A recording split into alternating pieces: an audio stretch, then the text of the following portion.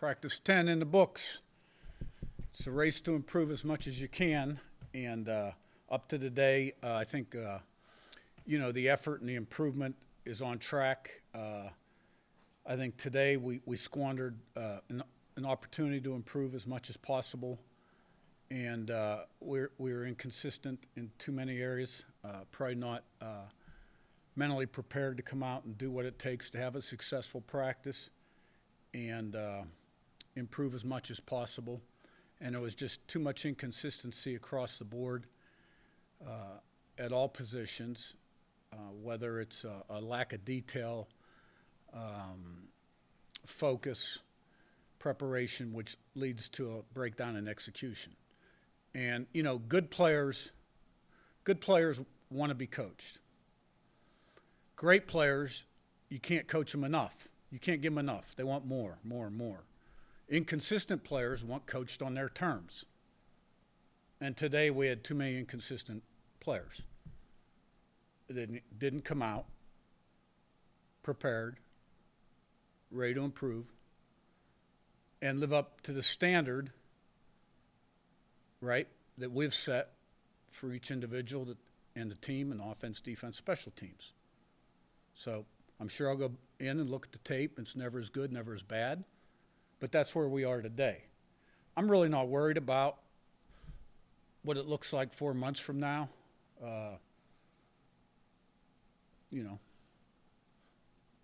My focus is on what were we today, right? What were we today? What we put on tape? So, questions? News the Met Week. Yeah, you had your first scrimmage of the spring on Saturday, and you have another one this Saturday.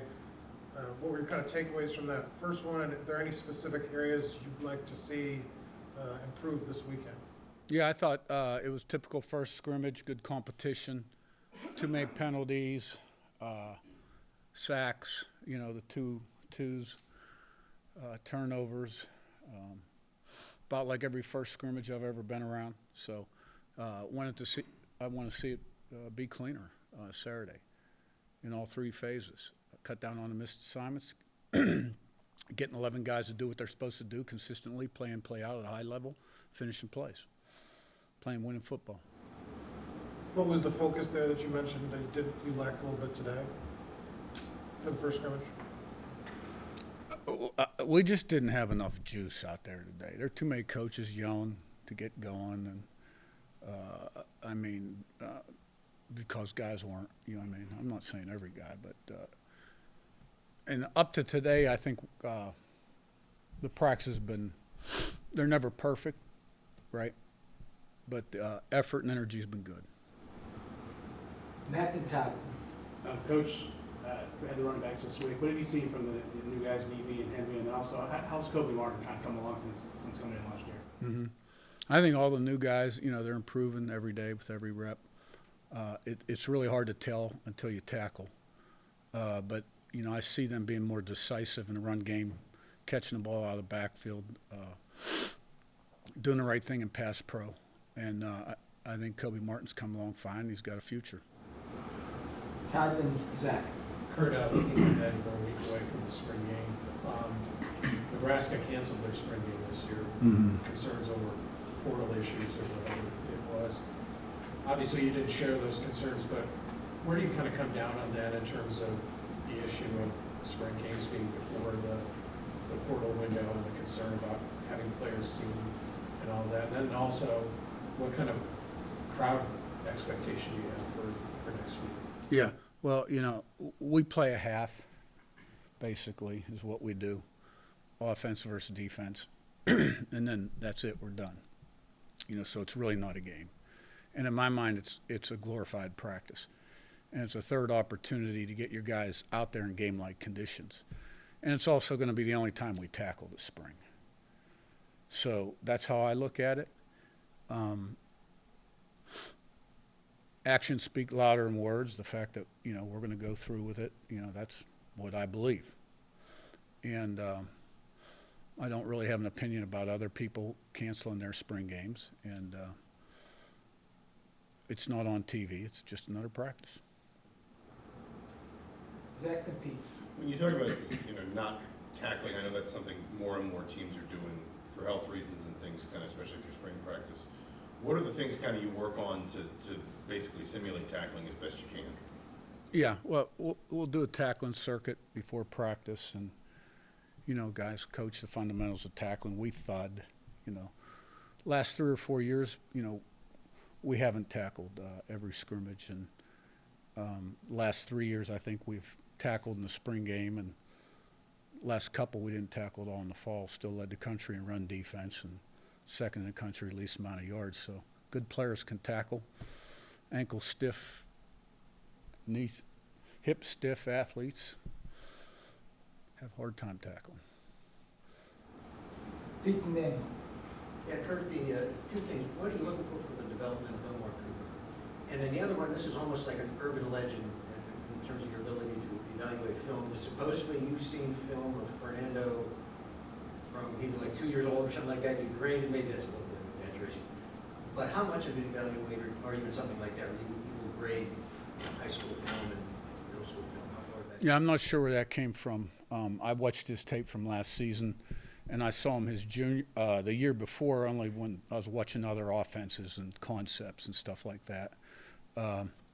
Omar Cooper, Omar Cooper's got the ability to be an outstanding football player. He's got to do it day in, day out, play in, play out. And, he's got to get rid of the inconsistency, set higher standards for himself, and have the discipline and commitment to achieve his goals and become what he wants to be. The talent's there, the flashes are there. Got to see it play in, play out, game in, game out. Because I got very high expectations for him. Been around some really good receivers, it's year 44, and he can be one of those kind of guys. And but you got to be able to count on guys, day in, day out, play in, play out. Right? You can't be up and down. You can't be a guy that flashes on home games or at the end of the game, or you know what I'm saying. And part of that is maturity. Growing up now, he's not a young guy anymore, right? So I think Omar can be as good as he wants to be. And 98% of it's right between his ears. Daniel right in front and Zach Lee. Last week I want to stay on Chandler. You said you have to still coach him as well. What is that process like of trying to coach a coach? Well, I coach all the coaches to some degree, even the ones who've been with me a long time. With Chandler, it's more about this is what we've done offensively, and this is the history. And with everything on my plate as a head coach, I don't quite have as much time to, spend on all the little details. But he's done a really nice job. And that's a great thing about spring ball. You get that trial run, and and I think the quarterback's improving with every rep, and with every installation he learns and improves. And the quarterback right now is where all the other new quarterbacks have been that we've brought into this offense. He's the fourth one that's come in from the portal in a row now, and they've all been highly successful. But the first half of spring it's up and down. The second half of spring there's a little more consistency, but then in the fall you really see a big difference. So Zach Lee on your right and Joe. Coach, with the receiver room the way it is right now, what do you make of the role, and what are your expectations maybe for Charlie Becker this season? I've seen Becker take a step. Excited about his future. He gives you good effort every day, and big, tall. He's made some plays down the field. He's tough. I like Becker. Joe on your right and Zach. Coach, 10th practice, you mentioned some of the inconsistencies. How do you try and relay that message and that standard to build from a day like this? Well, that message got sent on the field during practice.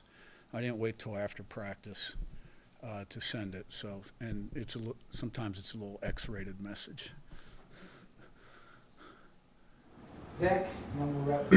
You talked there again about Coach Whitmer and kind of bringing him up to speed on some of the things you need from him within your staff. But I remember when you talked about Tino, you talked about some of the things you absorbed from him too, from his time with Coach Sarkisian.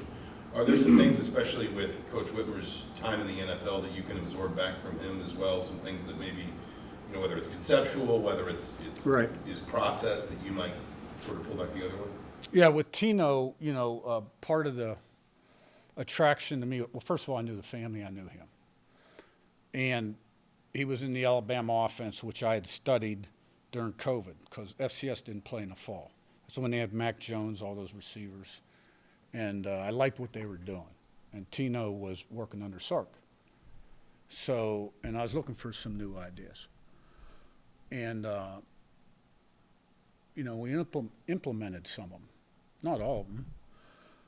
But there was still the coaching of Tino. This was his first full-time job.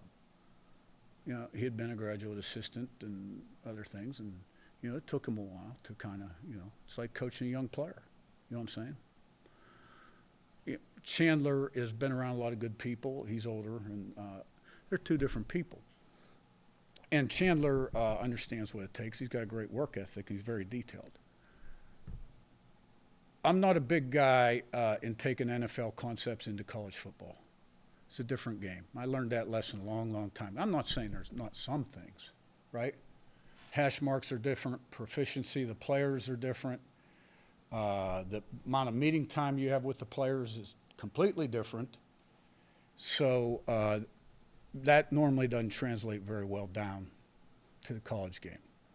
What you've seen in a little bit of is the college game move up to the NFL. You follow me? That doesn't mean we won't steal a thing or two. But the focus up to this point, for the most part, has been, you know, what have we done in the past? What are we seeing out there in college football right now that we kind of like that maybe we could incorporate? Here's the last one. You previously said Pat Coogan was making progress, but from a leadership perspective, have you seen him kind of be a voice now kind of for the offensive line, and what do you like kind of about his style, that fiery kind of style? Yeah, I mean, first of all, I'm thrilled we had him. And I'm sure all the guys look up to him. And I think all things in time, right? And I'm sure a lot of these guys lead in different ways that I don't see because I'm not around them all the time, right? Off the field, and, you know, locker room, et cetera. He certainly has the potential to be a great leader. And, you know, he's one of those 4 or 5 guys right now that I'm sure will be a voice on the team. And got a lot of respect for the way he approaches his work and the effort he puts day in, day out. All right, thanks, Coach. Thanks.